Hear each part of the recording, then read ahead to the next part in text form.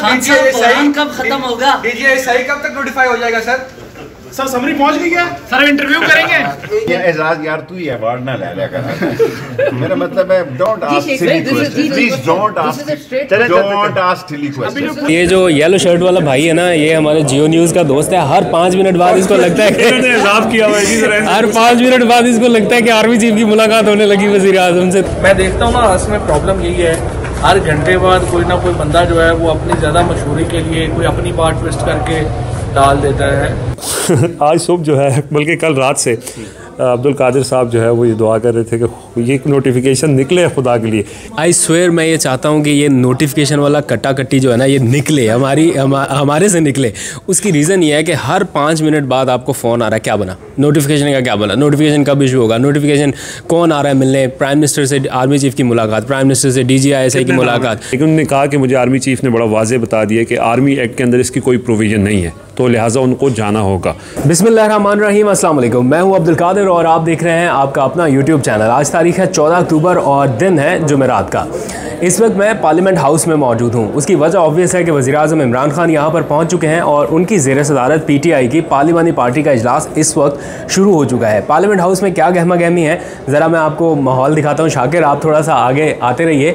वज़ीर आज़म इमरान खान कुछ अहम मुल्की मामलात के ऊपर अपनी पार्लियामानी पार्टी के अरकान को एतमाद में लेना चाहते हैं। कुछ दिनों पहले उन्होंने काबीना अरकान को भी एतमाद में लिया था DGISI के अहम मामले के ऊपर, और आज किस मामले पे एतमाद में लेना है, इस बारे में जब ये इजलास ख़त्म हो जाएगा तो ही पता चल सकेगा। इस वक्त ये इजलास शुरू हो चुका है और जब वज़ीर आज़म आए, इसी कॉरिडोर से गुजरते हुए आए और जब अंदर जाने लगे तो उनसे सवाल पूछा कि DGISI की तकर्री का नोटिफिकेशन कब जारी होगा और ये सारा मामला कब ख़त्म होगा, क्योंकि एक क्योस जैसी सिचुएशन है, इसमें कोई शक नहीं है कि लोग थोड़ा कंफ्यूज हैं, हमसे भी पूछ रहे हैं और हम ख़ुद भी इस तरह की कश्मकश में हैं कि डिफरेंट किस्म के जो सोर्सेज हैं वो हमें डिफरेंट चीज़ें बता रहे हैं। अभी भी अभाम है, तो यहाँ पर आप देख सकते हैं कितना रश है और कितने ज़्यादा लोग यहाँ पर आए हुए हैं। आम तौर पर इतना ज़्यादा रश यहाँ पर देखने में नहीं आता जब PTI पार्लियामानी पार्टी का इजलास होता है। तो ये है कमेटी रूम नंबर 2 और यहाँ पर बेसिकली इजलास इस वक्त जारी है। तमाम जो अरकान हैं उनके मोबाइल फ़ोन्स यहाँ पर रख दिए गए हैं ताकि कोई भी शख्स मोबाइल फ़ोन के साथ अंदर ना जाए और ना अंदर की बातें बाहर निकलें। लेकिन ये बातें छुपती नहीं हैं, बाहर आके कोई ना कोई कुछ ना कुछ बात कर देता है। जैसे पिछले कुछ दिनों में पार्टी के अपने ही लोगों ने काबीना इजलास की कुछ बातें लीक आउट की और उसकी वजह से अब वो ख़ुद भी ट्रबल में हैं और हुकूमती अरकान भी थोड़े मुश्किल में यानी बैक फुट पर दिखाई दे रहे हैं, क्योंकि कुछ बातें ऑफ द रिकॉर्ड होती हैं, लेकिन जब ऑफिशियली उनकी तस्दीक कर दी जाए तो जो कैबिनेट का सीक्रेट एक्ट है वो लागू होता है उन लोगों पर। तो इस वक्त ये सारे लोग जो हैं, ये हमारे रिपोर्टर दोस्त, ये यहाँ पर मौजूद हैं और इंतज़ार किया जा रहा है कि इजलास ख़त्म हो और ख़त्म होने के बाद अंदर से कोई अपडेट निकले। तो रिजवान, उमर और बाकी हमारे दोस्त Shakir, Ayaz, everything will be fine, okay that's good. जो DGISI ना बन अपनी तरफ से। तो ये बताओ कि जब प्राइम मिनिस्टर आए तो आपने बताया कि वो कहका लगाते हुए अंदर चले गए, क्यों कहका लगाया उन्होंने? वो वेस्ट कैनी ने उनसे पूछा कि DGISI का नोटिफिकेशन कब होगा, बल्कि वो ये एक चिड़ी बन गई है। वैसे वो कल हमारे एक रिपोर्टर ने ट्वीट किया कि वो गुब्बारे बेचने वाला पूछ रहा था कि समरी कब आएगी, तो वो ज़ाहिर है समरी अब पूरी कौम इंतज़ार करिए। तो वेस्ट कैनी के सवाल पे PM थोड़ा रुके और फिर उन्होंने कहका लगाया और फिर वो अंदर चले गए। ऐसा लगता है कि PM जो है ना वो इंजॉय कर रहे हैं। हाँ, और ये जो येलो शर्ट वाला भाई है ना, ये हमारे जियो न्यूज़ का दोस्त है। हर 5 मिनट बाद इसको लगता है कि हर 5 मिनट बाद इसको लगता है कि आर्मी चीफ की मुलाकात होने लगी वज़ीर आज़म से। तो हमारी जो इस टाइम अपनी कंडीशन है एज ए जर्नलिस्ट, मैं आपको सही बताऊँ ना, हर 10 मिनट बाद एक फ़ोन आता है, पता नहीं अननोन नंबर से फ़ोन आते हैं और पूछते हैं कि DGISI की तैनाती के हवाले से क्या बना। तो सच्ची बात यह है कि इस बारे में इतनी स्पेकुलेशंस हो चुकी हैं कि कोई भी सीधी बात बताने के लिए तैयार नहीं है, और हुकूमत के जो अपने लोग हैं अब वो भी डर रहे हैं किसी भी तरह से कोई कमेंट करने में या ये बताने में कि जनाब वज़ीर आज़म ने क्या फ़ैसला किया है। तो ये जो सारे लोग खड़े हुए हैं एक ही क्वेश्चन ढूंढ रहे हैं कि DGISI की तकर्री का नोटिफिकेशन आखिर कब होगा। तो अंदर इजलास चल रहा है, जैसे ये इजलास ख़त्म होगा तो उसकी कुछ अपडेट्स आएंगी, वो मैं आपके साथ शेयर करूँगा। तब तक के लिए आप इंतज़ार कीजिए, मिलते हैं एक छोटी सी ब्रेक के बाद।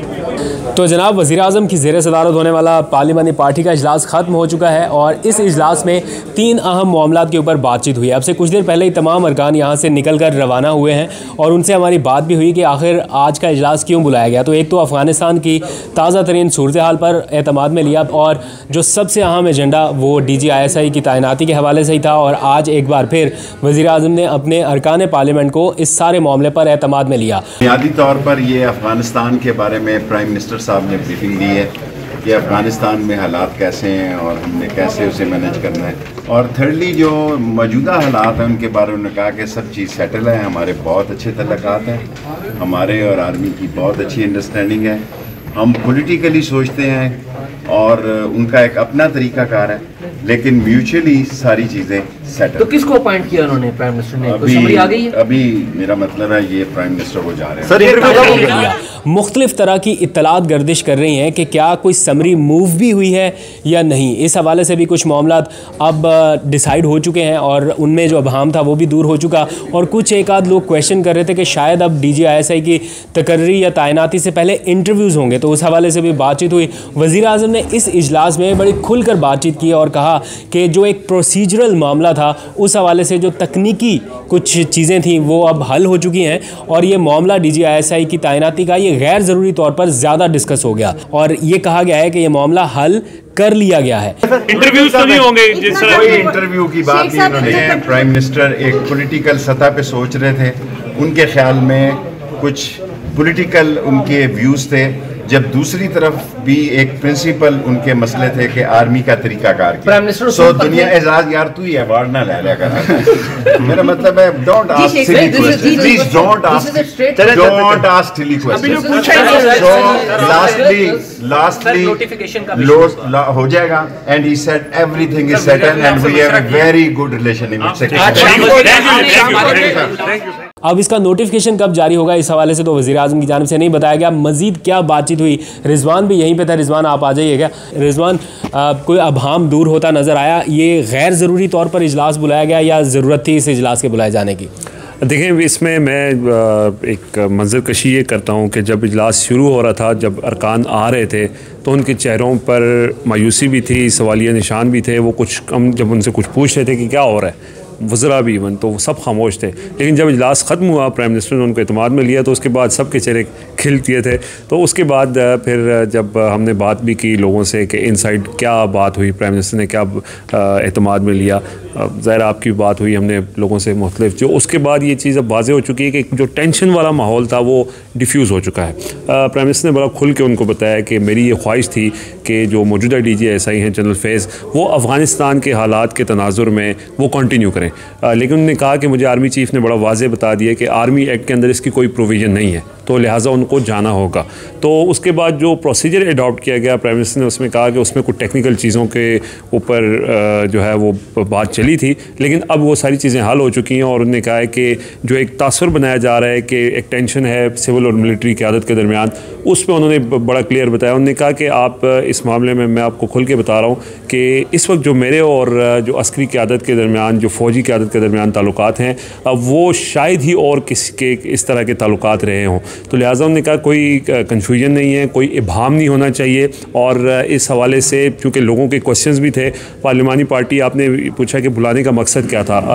आल्दो कि ये एक बड़ा हंगामी इजलास बुलाया गया था। आज सुबह प्राइम मिनिस्टर ऑफिस से तमाम लोगों को टेलीफोन करके बताया गया, जिसकी वजह से लोग लेट भी पहुँचे। आपको पता है जिस वक्त हमने ये खबर दी कि ये हंगामी इजलास बुला लिया गया, तो फिर हुकूमती कुछ अरकान की जानिब से ये दरख्वास्त की गई कि इसको एज आ हंगामी इजलास ना कोड किया जाए, ना रिपोर्ट किया जाए। ये इजलास हंगामी नौयत का नहीं है, लेकिन हकीकत ये है कि टेलीफोन किए गए और फौरी तौर पर कहा गया कि पहुँचे। जी हाँ, पहुँचे। लोग लेट भी हुए, इस वजह से आपने देखा कि 3:30 बजे ये इजलास शुरू हुआ।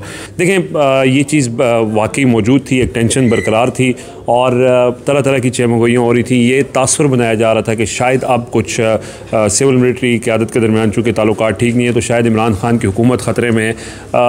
काबीना इजलास के दौरान जो बातें हुई वो सब आपको पता है कि किस तरह की गुफ्तगू हो गई थी उस टाइम पे। लेकिन उसके बाद जो है वो हम देख सकते हैं कि वज़ीर आला पंजाब उस्मान बुज़दार, अस्सलाम वालेकुम सर। तो वज़ीर आला पंजाब भी यहाँ पर पहुँचे हुए हैं, ग़ालिबन वज़ीर आज़म इमरान खान से इनकी मुलाकात होगी। खैर, हम कंटिन्यू करते हैं। रिजवान, गैर ज़रूरी तौर पर इतना लिंगर ऑन क्यों हो रहा है? अगर मामला हल हो गया और ये कहा जा रहा है आज के इजलास में प्राइम मिनिस्टर ने कहा कि प्रोसीजरल इशू था, मामला हल हो गया है, तो नोटिफिकेशन इशू होने में 1 मिनट का वक्त नहीं लगना, साइन होना है, नोटिफिकेशन इशू हो जाना है। किस चीज़ का इंतज़ार है? मैं चाहता हूँ कि मैं आपसे सवाल करूँ। आज सुबह जो है, बल्कि कल रात से अब्दुल कादिर साहब जो है वो ये दुआ कर रहे थे कि ये नोटिफिकेशन निकले खुदा के लिए। कितना टफ़ सिचुएशन होती है। देखें उस टाइम पे भी बहुत टफ़ सिचुएशन थी, ख़ास तौर पर आपके ऊपर 1-2 चीज़ें जो हैं वो हमने खुद एक्सपीरियंस भी की। अब ये जो पिछले 4-5 दिन गुजरे हैं, ज़रा आप अपना एक्सपीरियंस बताएंगे कैसे गुजरे? आई स्वेयर मैं ये चाहता हूँ कि ये नोटिफिकेशन वाला कट्टी जो है ना, ये निकले हमारे से निकले। उसकी रीज़न ये है कि हर 5 मिनट बाद आपको फ़ोन आ रहा है, क्या बना नोटिफिकेशन का, क्या बना नोटिफिकेशन, कब इशू होगा नोटिफिकेशन, कौन आ रहा है मिलने, प्राइम मिनिस्टर से आर्मी चीफ की मुलाकात, प्राइम मिनिस्टर से DGISI की मुलाकात, कितने नाम है, क्या है, एक इन्फॉर्मेशन आपको वो डिग आउट करनी पड़ रही है जो आपको कोई बताने के लिए तैयार नहीं है, और आपको पावर कॉरिडोर्स से वो इन्फॉर्मेशन लेके आना है और 100% ऑथेंटिक होनी चाहिए। मतलब इन्फॉर्मेशन में ज़रा सा भी इधर का लफ्ज़ इधर हुआ, एक जनरल का नाम भी इधर उधर हो गया तो आपकी शामत है। मतलब कि शामत इन द सेंस कि मतलब आपका पूरा जर्नलिस्टिक कैरियर एट स्टेक चला जाता है ना अगर आपने गलत चीज़ रिपोर्ट कर दी। तो मैं तो इस चीज़ को वाकई लेके वो प्रेशर भी फील किया इन 3-4 दिनों में, और इसकी ट्रेनिंग हमारी हुई थी आर्मी चीफ के नोटिफिकेशन के टाइम के मुताबिक, तो पता है कि चीज़ें किस तरह से हैंडल हो रही हैं। बहरहाल अभी भी मैं ये समझता हूँ कि कन्फ्यूजन नहीं होनी चाहिए। अगर प्राइम मिनिस्टर ने आज कह दिया ना कि जनाब अब हम दूर हो गया, प्रोसीजरल इशू था वो ख़त्म हो गया, तो अभी जाएं और अभी जाके नोटिफिकेशन इशू करें। 1 मिनट जितना आप नोटिफिकेशन को डिले करेंगे उतना आपकी गवर्नमेंट के लिए नुकसानदेह, इदारे के लिए नुकसानदेह, इस मुल्क के लिए नुकसानदेह। और लोग तरह तरह की डिबेट्स में उलझे हुए हैं, तरह तरह की चीज़ों में सोशल मीडिया के ऊपर इंसर्ट की जा रही हैं। हर किसी को लगता है कि जी मेरे सोर्सेज बहुत स्ट्रांग हैं और अब ये नाम आ गया वो नाम नहीं है, ये तो इससे इदारे की साख मुतासिर हो रही है। तो मैं चाहता हूँ ख्वाहिशात को भी खबरें, तो मैं चाहता हूँ कि ये सारा एपिसोड बहुत जल्दी से वाइंड अप हो जाए। एक नोटिफिकेशन निकलना है प्राइम मिनिस्टर ऑफिस से, उसकी ऑफिशियली प्रेस रिलीज जारी कर दी जाए या फवाद चौधरी साहब उसको ट्वीट करके ये किस्सा तो ख़त्म करें ताकि आगे बढ़े और अगले इशूज़ की तरफ चले। बात यह है कि जो 6 अक्टूबर को अनाउंसमेंट की गई थी ICPR की जानिब से DGISI की तकर्री के हवाले से, तो वो बेसिकली जो इख्तियार वज़ीर आज़म का था, वज़ीर आज़म को एतमाद में लिए बगैर ये फ़ैसला किया गया, तो इस पर नाराज़गी थी। तो आर्मी चीफ़ जो है वो बनी गाला में वज़ीर आज़म के पास आए और एक तवील मुलाकात हुई। नाराज़गी थी तो ये सारी चीज़ें बाहर आई, और जैसे आपने कहा बड़ा सिंपल सी बात है कि अगर इतना सिंपल मैटर है और ये प्रोसीजरल मैटर है तो अभी तक नोटिफिकेशन आ जाना चाहिए था, लेकिन वो डिले हुआ। लेकिन अब प्राइम मिनिस्टर जिस तरह से उस दिन जारहाना मूड में थे और आज उन्होंने अपने लोगों को एतमाद में लेते हुए ये कहा कि मतलब इट्स अ प्रोसीजरल मैटर। आपको नहीं लगता कि इससे नुकसान हुआ है गवर्नमेंट को भी और इदारे को भी इतना लिंगर ऑन करने की सूरत में, और ये चीज़ें बहुत ज़्यादा मीडिया के ऊपर हाईलाइट हो गई जो कि अमूमन नहीं होती? ऑब्वियसली देखें इसमें जो हुकूमत और फ़ौज के ताल्लुकात हैं वो बिल्कुल वो सरमोहरी का शिकार रहे हैं और ये सारी चीज़ें हुई हैं। और आर्मी चीफ़ की जब तोसी का मामला था उस वक्त भी चीज़ें मिस हैंडल हुई और इस वक्त भी चीज़ें जो हैं वो मिस हैंडल हुई। मीडिया ने तो जैसे कहते हैं कि ज़िम्मेदारी का मुज़ाहरा करना चाहिए, वो किया।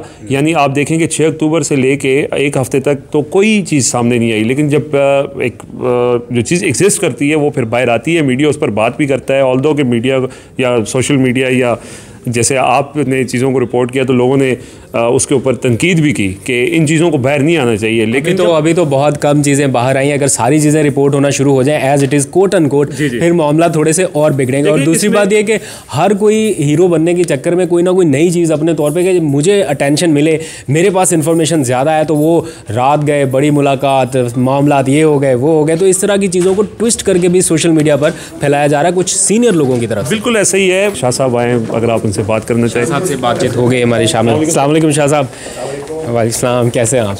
तो शाह साहब ने बड़ा डिटेल से थोड़ी देर पहले ही इन मामलों के ऊपर बातचीत की है, मैं वो भी आपको सुना दूंगा। शाह साहब ने तफसील से बातचीत करने के बाद एंड पे बड़ा प्यारा जवाब दिया। उन्होंने कहा कि कुछ ख्वाहिशें ऐसी हैं, कुछ हसरतें ऐसी हैं जो हमेशा हसरतें रह जाती हैं और कुछ ख्वाहिशें ऐसी हैं जो कभी पूरी नहीं होती। तो उनका इशारा भी इसी तरफ था। कुछ हसरतें ऐसी होती हैं जो हसरतें ही रह जाती हैं और कुछ ख्वाहिशें ऐसी होती हैं कि हर ख्वाहिश पे दम निकले तो वो इंशाल्लाह पूरी नहीं होगी।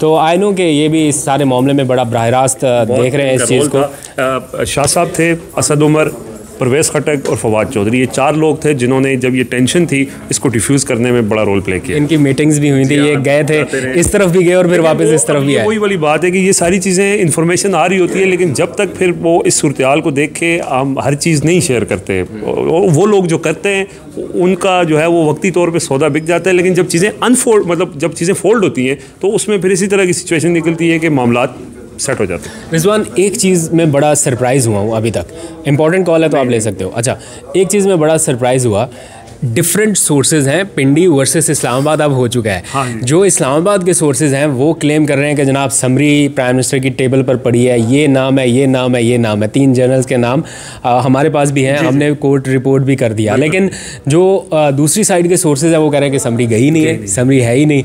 तो ये भी बड़ी कन्फ्यूजिंग सी सिचुएशन है कि समरी के मामले को लेके भी अभी तक अबहम है। आपकी इतला क्या है कि समरी गई है या नहीं? मेरी इतला के मुताबिक तो समरी जा चुकी है और 3 नाम है। देखें, आपकी इतला गलत नहीं होती।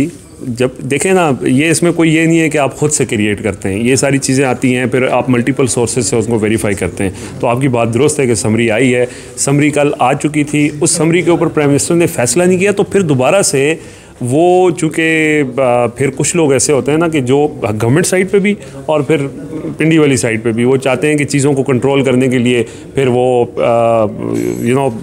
असरअंदाज होते हैं और फिर इस तरह की चीज़ें चलाई जाती हैं कि समरी आई नहीं है, आनी चाहिए थी या जो भी। ये एक पाकिस्तानी तारीख, सियासी तारीख में एक और नए एपिसोड का इजाफा हुआ है और हम आने वाली नस्लें जो हैं वो बताएंगी कि एक DJSI की तैनाती। देखें, इससे पहले DJSI की आर्मी चीफ के हवाले से लोग बताते हैं कि उस वक्त तैनाती थी और बड़ा वैसे टफ टाइम देखा उस वक्त रिपोर्टिंग करते हुए आर्मी चीफ की जो नोटिफिकेशन उस वक्त हो रहा था। तो मेरा ख्याल है काफ़ी डिस्कशन होगी। आज तक के लिए इतना ही। अपना बहुत सा ख्याल रखिएगा। कल फिर किसी नई एपिसोड के साथ हाजिर होऊंगा। अल्लाह हाफ़िज़।